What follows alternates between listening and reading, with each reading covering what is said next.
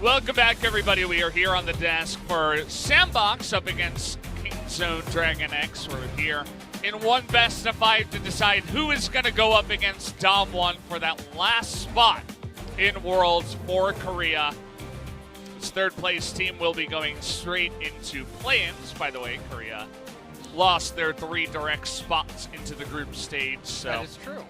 Whoever does make it out of this gauntlet will be going directly into play-ins, but I'd imagine that whoever does get there would have a bit of fun because the 3 teams that are left are honestly pretty good on a world stage, you'd imagine. Especially because SANDBOX is showing that they can perform in best of 5s. They're not just falling over like a house of cards. Dom1 has done it at Rift Rivals before. So very curious to see who is going to make it up to the next round. Of course, we do have to get through one best of 3 now, as it is all tied up 1-1. And we're actually getting some information that SANDBOX has chosen blue for game 3. So we're doing it again. I get it. So now, where everybody stays on the same side.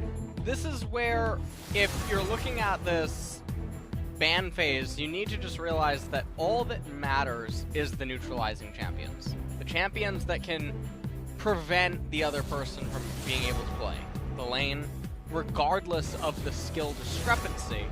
And I would imagine that if they're really looking at what was problematic, that they would identify this as being a thing and then look to take it out inside of the ban pick. But so far, things are starting off pretty standard yet again. So we're going to have Gragas here, followed by Renekton or Aurelia for SANDBOX, and Atrox and Draven for Kingzone. Yeah, it's almost like we've seen it before, but this is an interesting one. The Ezreal going to be taken away here for game 3. Note that Deft won on Ezreal in game 1, lost on Xayah, which he had an option to choose, and then now they're thinking he would go back to the Ezreal. So Kingzone going to say, okay, no Ezreal for us, but no Karma for you. And honestly, this is still a win for SANDBOX, regardless. Just because they don't get access to the Karma, it's not as big of a problem as it is for Kingzone, who now they're going to have to figure out what they're going to do to balance out the top side of the map in terms of champion picks. Okay, picking the Renekton so aggressively, followed by the Xayah, is very interesting. SANDBOX now, they have to be the ones to respond. Will we get Thomas? One more time. Is he going to be paired with the Olaf? One more time. It's a great song. Let's do it. Are we going to celebrate? Yes, I think so. Lyrics. It's okay. Isn't it like celebrate and dance so free or something? I don't want to talk to you. That's okay. We don't have to talk. You can talk to the viewers. All right. I'll just listen in. What is going to be the final pick here for SANDBOX?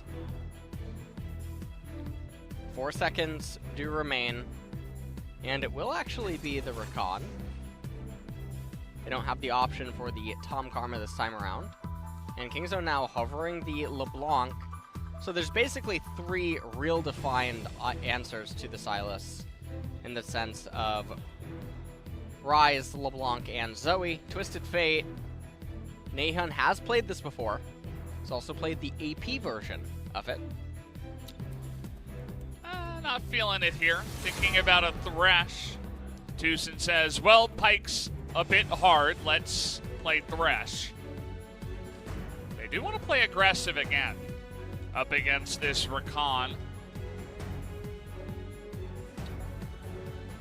Now they're deliberating on what bans are they going to utilize right here.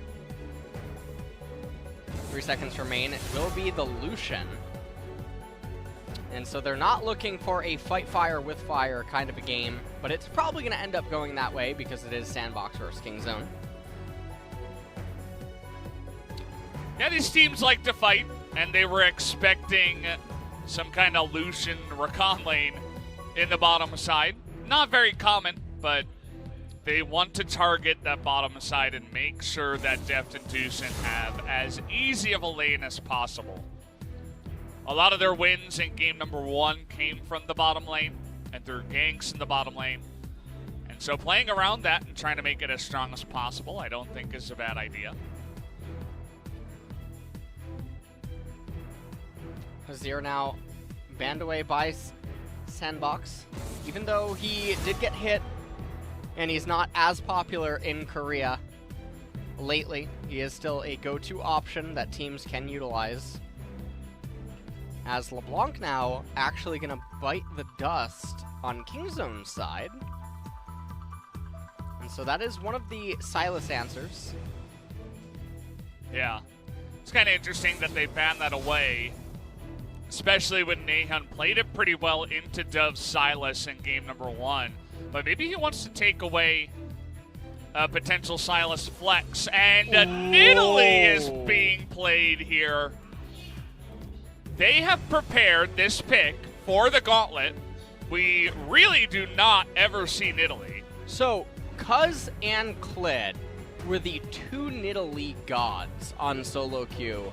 Basically, they were also the 2 of the players that would utilize Evelynn when other junglers wouldn't utilize Evelynn. Now, a lot of people also know Tarzan is another highly mechanical player that can utilize Nidalee. But Cuzz and Nidalee goes back several seasons. It was one of the champions that he did use to climb and do so very well. This is one of the scariest Nidalees in Korea. And normally you don't see Nidalee in competitive because she is so hard to make work in competitive. The reason that she's such a menace in solo queue, she clears the jungle extraordinarily fast. She's really difficult to keep track of.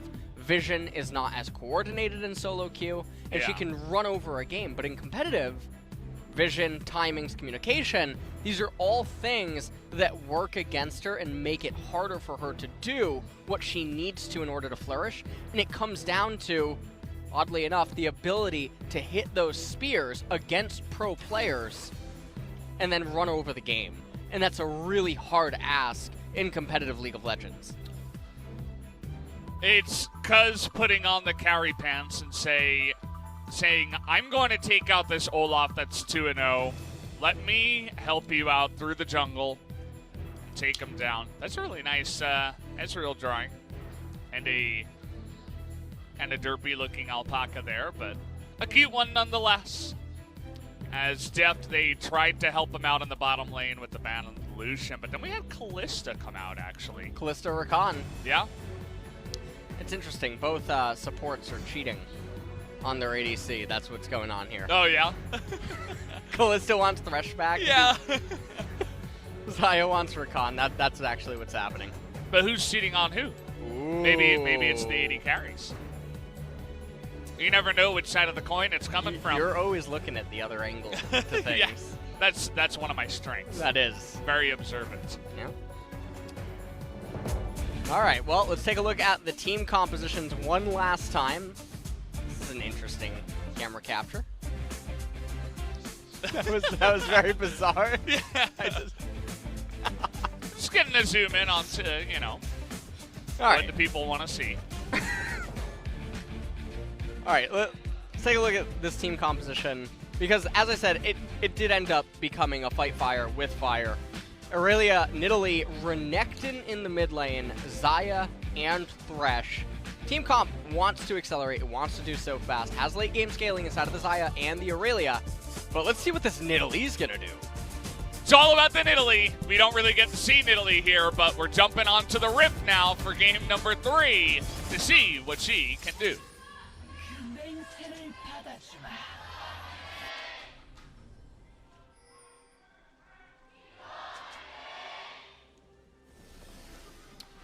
All right, well, get out there, tell your friends that Cuzz is picking up his Nidalee here. This is a pick that I think it might have been picked once in the Summer Split. Don't quote me on that. I can check really fast, but it's just so rarely picked that, It's a real treat to get it here, especially in a game that matters so much like this one, where both the teams are fighting for their spot to make it into Worlds. Well, see what the jungle starts are going to be for both of these parties. Cloud Dragon also the first one of the game. And while I'm not too keen on early Cloud Drake captures for either party, it would be nice for the Olaf or the Nidalee, given the dynamics of the matchup and how relevant mobility is to both of these team compositions and how they conduct themselves against one another. Nidalee was not played in the Summer Split, based on what I can see here. And so it has been quite a while since we have seen this coming in. Triple Conqueror on the side of SANDBOX, looking to conquer the Rift here. From the blue side, that has been their choice. Kingzone seemingly very happy with their red side. And so far, not too much has gone on. We can see that both the junglers pathing standard so far. As Cuzz now started up his red a little bit faster than Olaf. Is Nidalee. And you can see the pings. Perfect by both the junglers. Yeah. Double question mark. Almost literally on top of the enemy junglers. And you were talking about that Nidalee clear speed. I mean, if she's able to rival Olaf in the jungle, then you know that she's quite she's good. Even faster. Yeah. That's the thing. Not a lot of people can really rival the clear that Olaf has. Oh, man. And so these are the type of plays that are going to make or break the Nidalee. Ooh. And she's going to wait. Another one is going to miss. You got to hit one of those spears if you do want to make this happen. Stun is also going to miss. Finally, a spear does hit, going in, and the flash away! And Cuzz will be able to survive and get the dive at level 3. Bringing out his Nidalee and putting on a show. And even though Summit with some cute footwork. Oh boy. Joker is going to survive, but that was not pretty. Heal had to be used. But man, was that a gank in the top lane. That was a much needed victory up there in top. It gives Rascal a slight actually, you know what? He doesn't actually have an item advantage. I would, well, he sort of does, but not really. Valdez, you know, it is double door on Slade. Yeah. But yes, the heal being used by Ghost there down in the Callista, able to conserve Joker's flash. And another heavy trade actually coming out in the mid lane. And trying to bait him in there was Naehyun, as Dove did to him in game number 1. And the spear would have hit if he didn't flash, and that probably would have been enough damage to kill Dove. But now we're going in, trying to go for the ignite onto Naehyun. Do they have the damage? And the burn is going to take him down! Cuzz is going to be able to dodge away from everything, and he's going to get the kill, and he'll survive. And so that was definitely OnFleek wanting to give the kill to Summit, or at least that's what it looked like. But because Cuzz was able to dodge out and Summit aimed a little bit too high, things are going really well right now in game number 2 for Kingzone. And Summit, he had some really nice fancy feet. Yeah, up here in top. He dodged 2 spares. He dodged the stun from Rascal, but in the end ended up going down. Dove with OnFleek right there. Not able to get enough damage in. And then take a look at this. Absolutely OnFleek can get the kill onto Cuzz. But in this day, Cuzz walks away. 2 kills on the Nidalee. And also, 2 of them on different champions, so the Rune, or the Rune, right? Yeah. The Relentless Predator. It's not a talent. Yeah, not a talent. You might be thinking of something else. Might be thinking of it. Ah, jeez. Damn druids. All right, so Relentless Hunter does have 2 stacks on it. Basically almost giving Cuzz free boots. Look at this. It's been almost an entire year. The anniversary. It's basically the anniversary because it was played in the regional qualifiers of 2018. And it's really cool to see that, I think it was Tarzan they set up against Haru that did pilot that, or maybe it was Haru against Tarzan. Not 100% sure, but either way, it has been just about 1 year. Yeah, it was Tarzan that played against Haru.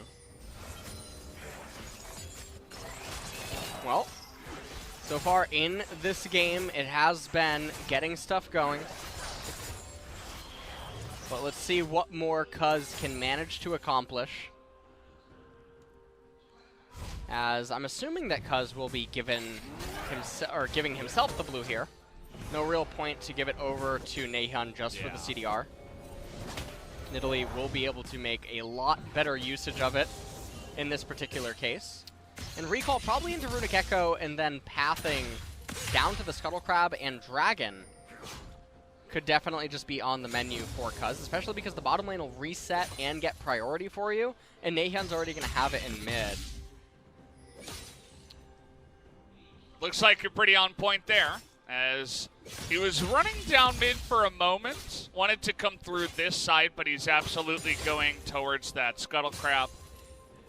Looking to set it up. Doesn't need the boots. Has an insane amount of mobility without it. And with 2 kills, already picking up Runic Echoes at 7.5 minutes into the game. This Nidalee is going to have an immense amount of control over the jungle. And we already know that the guy can play some Nidalee, as he has absolutely proven so far. Even in the first 5 minutes, he put on his own little highlight reel. Now he's coming in here. He's being a little bit of a thief going in there, taking away the red buff as well. And now on to the Dragon. Probably want to say that Nidalee is the hardest competitive jungler to play in League of Legends. You think so? A lot of people probably could make an argument for Lee Sin being the champion that could be the hardest, but the thing about Lee Sin is even a bad Lee Sin can still show up at places, safeguard onto his teammate, land the 1 centimeter Q, kick someone away, or kick someone away. But a bad Nidalee, or even a mediocre Nidalee, even a decent Nidalee, doesn't do anything. It really doesn't do anything. You have to be exceptional at your cerebral gameplay as well as your mechanical gameplay, and even then, it's not necessarily enough. Yeah, absolutely. Stun's gonna land! See you later! Down in the grass is gonna go that Silas. Where did he even go? It was such a well-timed gank as well, because the flash was just about 15 seconds from coming off, and that was perfect. Stun comes in. We've all seen Elise and Renekton. How about Nidalee and Renekton? High-fiving there for the kill. Yeah, things are going absolutely fantastic here in this game number 3. It's a 2.1 thousand gold lead. We don't have any Kleptomancies in this game. It's all the jungle. All inside of the jungle right now. 3 kills inside of the Nidalee. And that's going to be a second Cloud Dragon that's going to be rolled, which means that everyone can, in theory, sit on their tier 1 boots. And so it's saving gold, which is going to ramp their mid-game power spikes and really prove to be disastrous for the opposing team. I love the Darksteel pickup. Yeah. Might as well when you're dominating this hard. Notice that she went for her tier 2 boots pretty early as well. I feel like, you know, with the Cloud Drakes, you want to have as much mobility as possible in Nidalee anyway, so it's going to be super fast all over the map, dominating, just being in places where the Olaf can't be. We've seen 2 good games of Olaf, and now I think we're going to go into a game of Olaf where he kind of sits back and does nothing. As, wow, already Dominus popped here, trying to get on top of Summit. He doesn't have his flash. We're diving tier 2. 3-on-1, they're going to take him out. And not much that SANDBOX can do. They're getting baited into more. The flash play, as Dove will be going down here as well. Olaf going to Ragnarok and just run away. And, well, Kingzone are extremely angry after game number 2, and they came out to punish in game 3. And so now the question for me is, what are they going to do in game number 4? Because we're already in match point right now, as this Nidalee has run away with the game. It's going to be a Rift Herald. Guaranteed Rift Herald going to convert into plates. I can't imagine a world where a Jace who is so far behind, an Olaf, I don't even need to tell you the story about him, and then a Sylas who's 0-3 somehow manages to come back. Now the interesting thing here is that the Rift Herald, I don't know if we're getting the zoom out because they assume it to be used on top lane, but this is a nightmare situation. And if you know, maybe I sound like a bit of a bias caster right now because I keep talking about the Nidalee and how he hit it! Kingzone is running over this game, but not every day you get to see a champion pick like this. No, absolutely. We just get excited for fun League of Legends, and when the new champion does well, that's just the best stuff. It's hard not to get excited about it. And Cuzz is really putting on a great performance on it, you know? He could have easily come out here, as you were saying, you know, probably the hardest competitive jungler to play. And he came out here and he's making it look easy, which is really incredibly difficult to pull off. Rascal, I guess he was able to bait that flash earlier on from Summit, which led to his eventual death. Deft and TusiN doing well in the bot lane. They've already taken out 2 turret plates, even outside of all the other pressure that's around on the map.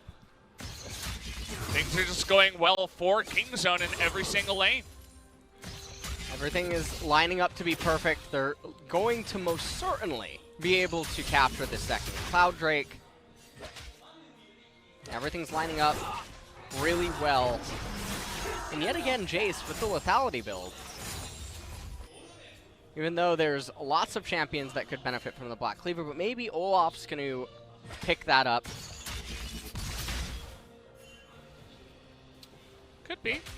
We'll have to see what he does decide to go for. For now, Dove was doing a pretty good job trading against Naehyun, but Naehyun after that trade just said, okay, I'll back away. Not really interested in forcing any plays. And now Cuzz is going to find Dove again, but Nidalee very squishy. You have to be careful about where the enemy jungler is. Lands another spear, hops away from another one, lands it, and he's going in again, but this time he went a little bit too far. Was he able to bait the enemy team in, though, is the question. They're going in for it, but the triple knockup from the Fates call. As Ghost is going to make it happen, and now the Jace is going to go down here, jumping in by himself. What the hell was he doing? Dove was just not on the same page, thought they weren't going in, and Summit says, witness me, I suppose. He was going in, and him alone. Well, that was the opposite of a Summit right there, I'll tell you that much. That was, we're down there in the... that was quite a descent. We're down there in the trench. Oh, man. All right, well, I get it. Yeah. He got his name wrong, not Summit, Sum-In. Oh. You get it? Yeah. You feel that one? Yeah, I'm feeling it. All right. Perfect. Oh, man.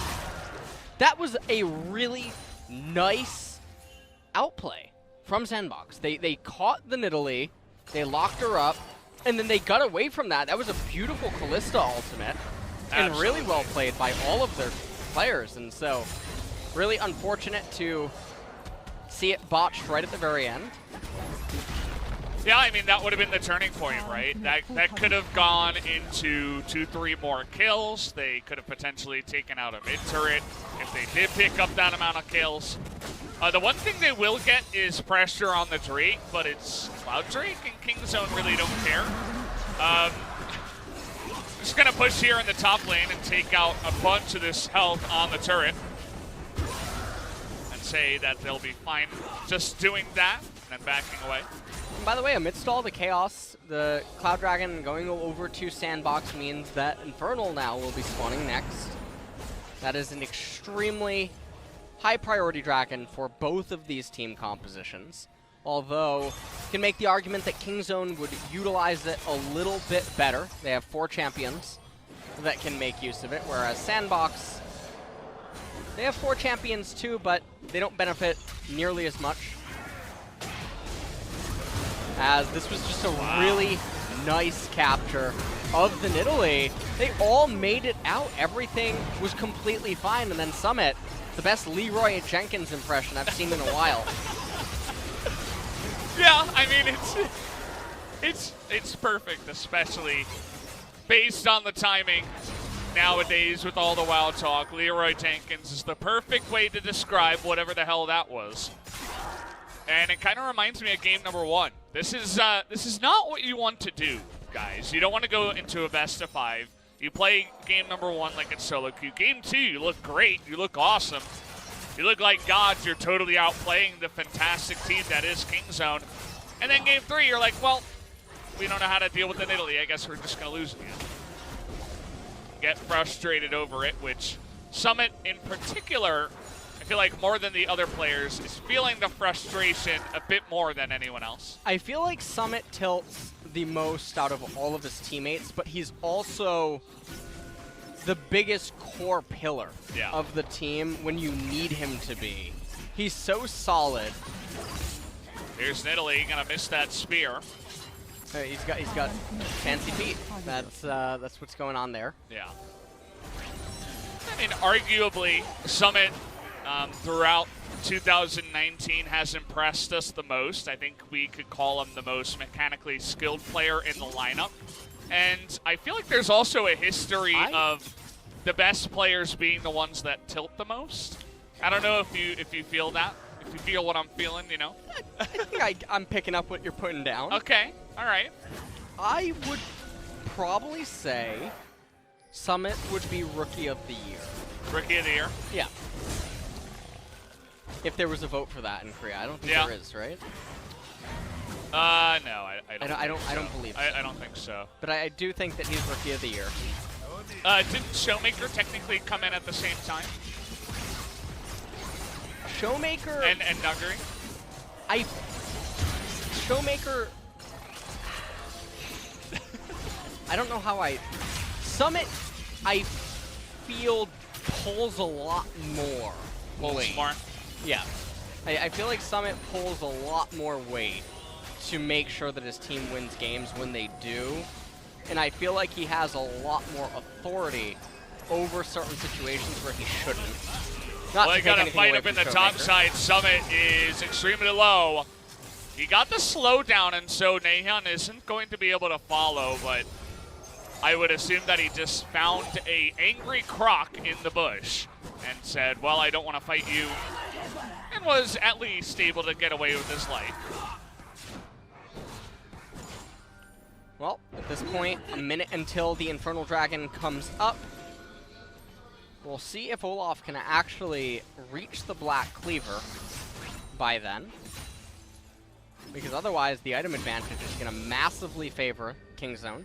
In Italy, actually going into a bit of a supportive style now with the Athene's Unholy Grail. We'll see what the next item of choice will be on her. I'm a little bit disappointed to see that, but, you know, that's just because I like the flashy gameplay. I like the gigantic burst damage. And, well, it's Cuzz. I should have known what was coming next. It's Majai's with 0 stacks. So he's not letting us down just yet. He went for the Unholy Grail, but he did something else that is a bit unholy and went for that Majai's. So if you have 10,000 or you have 1,050 gold on the recall here, you have two options basically. One is the Sheen, but Nidalee's base damage at this point in the game is probably not going to be the most important for an Infernal Drake fight. But the Majai's, it'll give you a little bit of AP, and if you do win, what? The Majai's, okay. I'll roll with it. If you do win the team fight, you get such an acceleration off of it. Yeah, that is true. Italy likes her acceleration. You want a good early game so that you can be a powerhouse in the mid game. She died, so she lost her streak. Oh! Nice hook there, though. Joker in a bit of trouble. It is Rakan, but again, the spear is going to miss. I feel like had it hit, Joker certainly could have been going down there. Another hook is going to land, and now Joker's going in. But that's an angry Renekton in the front. Trying to go for the burst is Cuzz, but he's super low himself, and now Dove is going to get stunned down. In goes the Aurelia into the back line. Here comes Rascal. Came in at the perfect time to set that up for all of those kills, and he's going to be able to pilot his team to win a big team fight. And Kingzone off of this fight. They're pinging the Baron right now. Summit can respond with teleport into Infernal Drake capture. So we'll see if Kingzone sends anyone to Infernal. This Baron is obviously massive right now. They're gonna get it, but you have to ask yourself, are they gonna send Rascal to check on Infernal Dragon? Although it doesn't even look like Summit is gonna attempt it. He wants to push out the bottom lane and then go into the Infernal Drake, but you're losing time. You're losing pressure in lanes. And you're losing so much time, and now you're potentially giving Kingzone a chance to fight for it, whereas had Jace just started it, yeah, it would have been very easy. And even if Aurelia comes over and interrupts you, well, then at that point you were going to lose it anyway, because you're surely going to lose the team fight.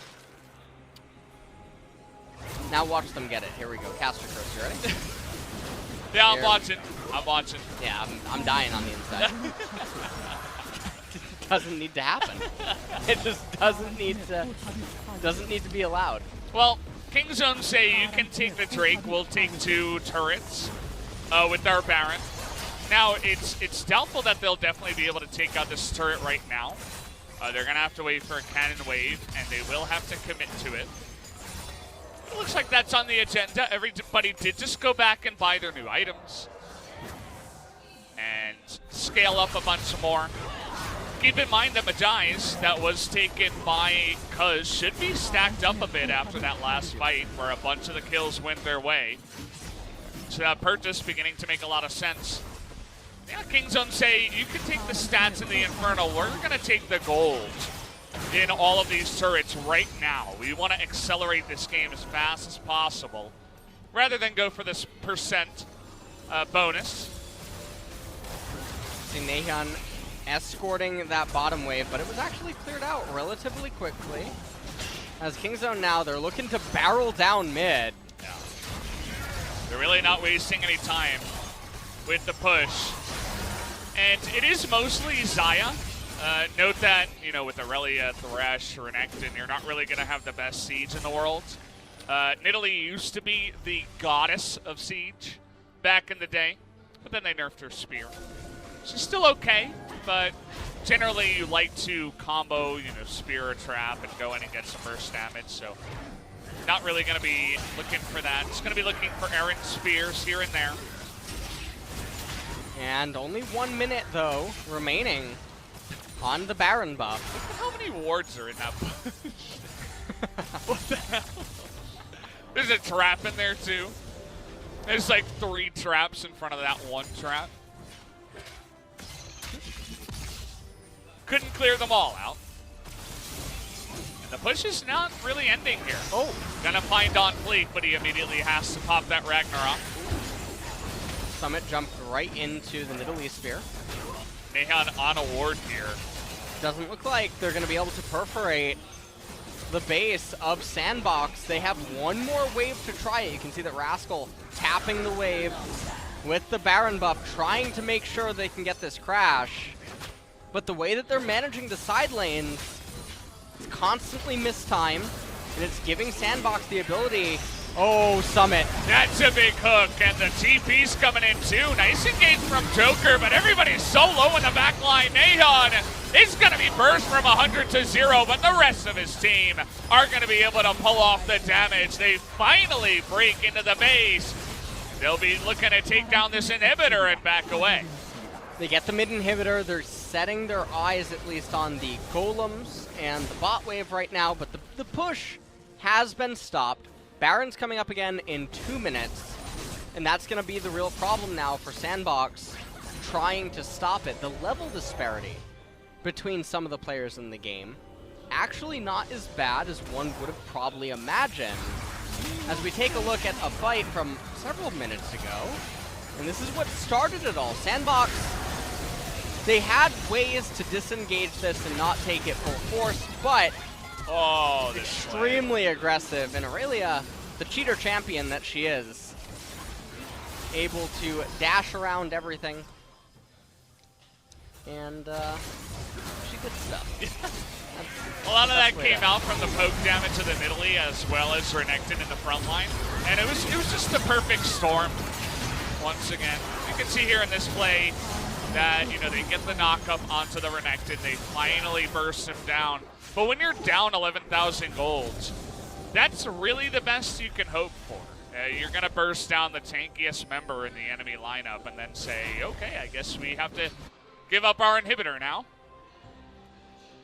Now, the one upside for SANDBOX, though, is they did get the Infernal Dragon off the Baron trade. And so their stats are bolstered more than what the gold score at the top would leave you to believe, but they are still just so far behind in this game.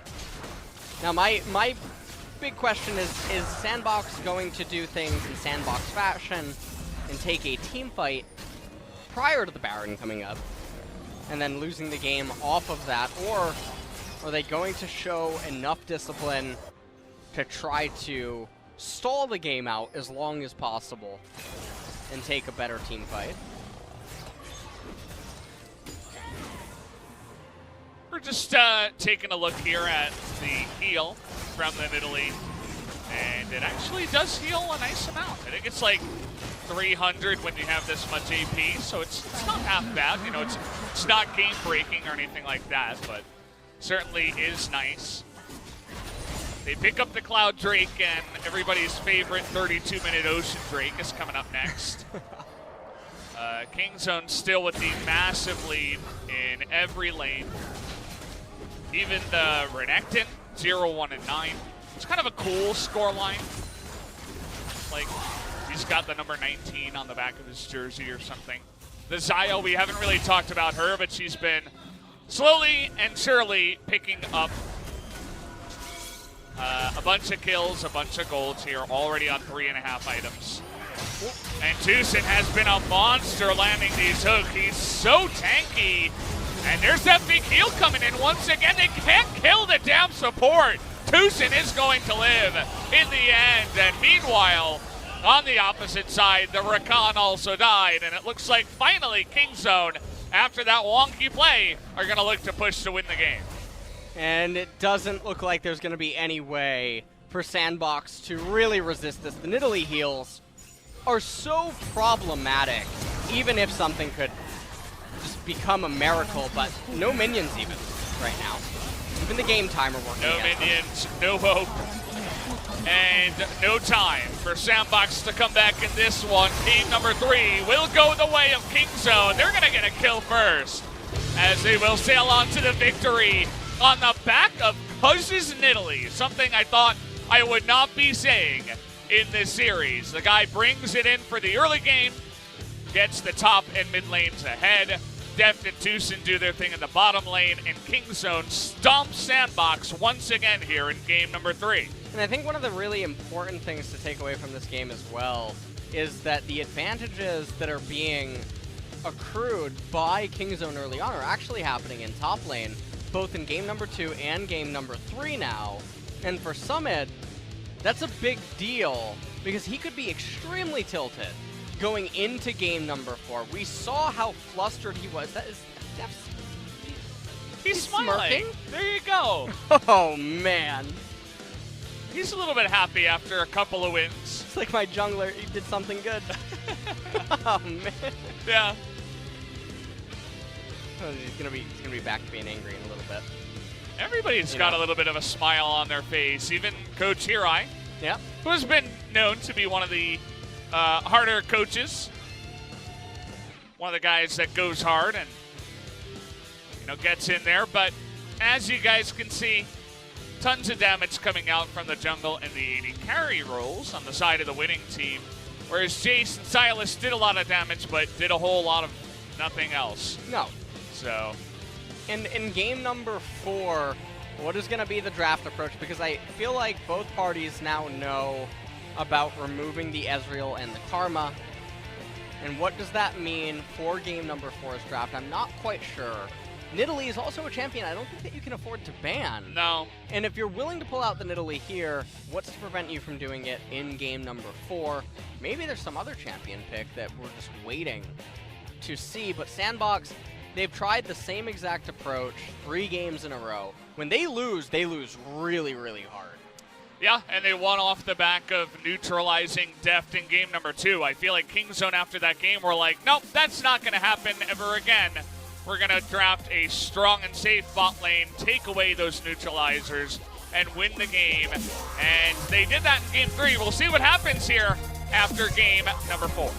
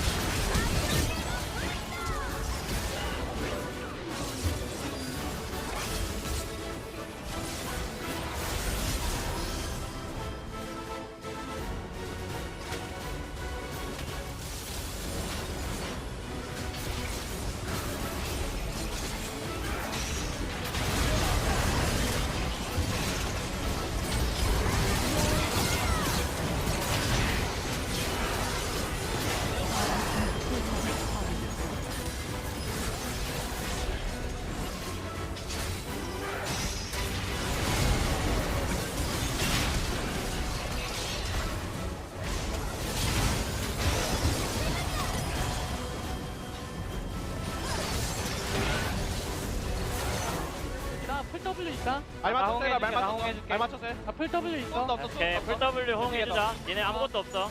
손도 없어. 알아서 봐. 가비. 오케이. 다 부시면 돼. 타워. 오케이.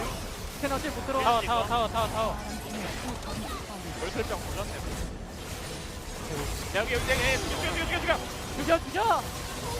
나이스.